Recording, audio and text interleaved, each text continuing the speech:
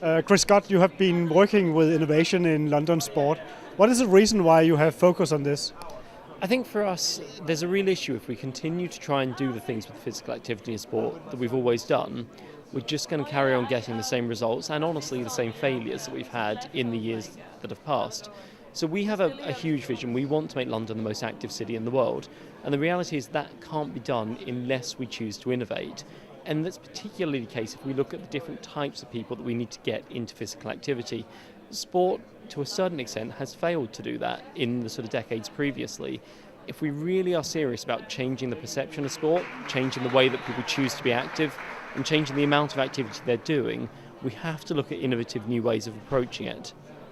Innovation is also some sort of a buzzword, I guess. How does innovation look like? What does it look like in London? It looks like a lot of things, and I actually would say I don't think we've got all of the answers by any means. We have ideas, but I think innovation for us is really about opening up that discourse and opening those conversations to groups and to people and to individuals that haven't really had a voice in it in the past. One of the big areas for us is definitely technology innovation, and it's a new space for us. It's something that hasn't really been explored by sport in the UK very effectively in the past. But for us, we feel there's a real opportunity around technology.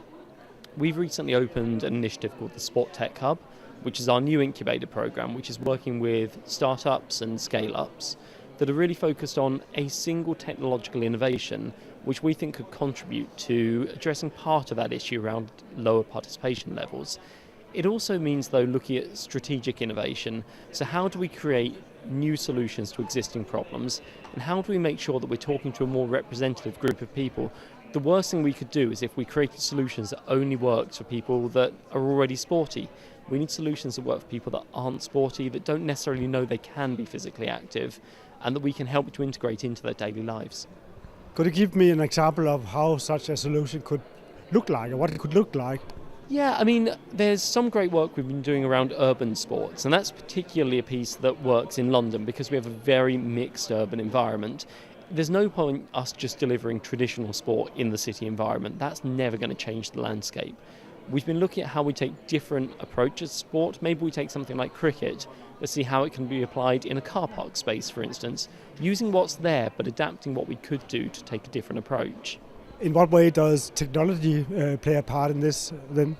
It's huge. I mean, I think it underpins every single thing we want to do around innovation. And I suppose the important thing for us is not treating technology as something separate that needs to be left off to one side, but really integrate it in the day-to-day approach to sport. I think the point we'll be confident that we've made progress is when we start having conversations about sport and we're already talking about technology's role in delivering those. Technology as a tool for more participation? That and a whole range of other things as well. I mean, that's certainly part of it, but we're also interested in open data and big data and understanding what the trends are, what consumer behaviours look like, and what consumer expectations are as well. If we don't do that effectively, sport's going to fall even further behind other leisure activities. And that's actually a real threat for us in the UK, and I think probably consistently around the globe as well.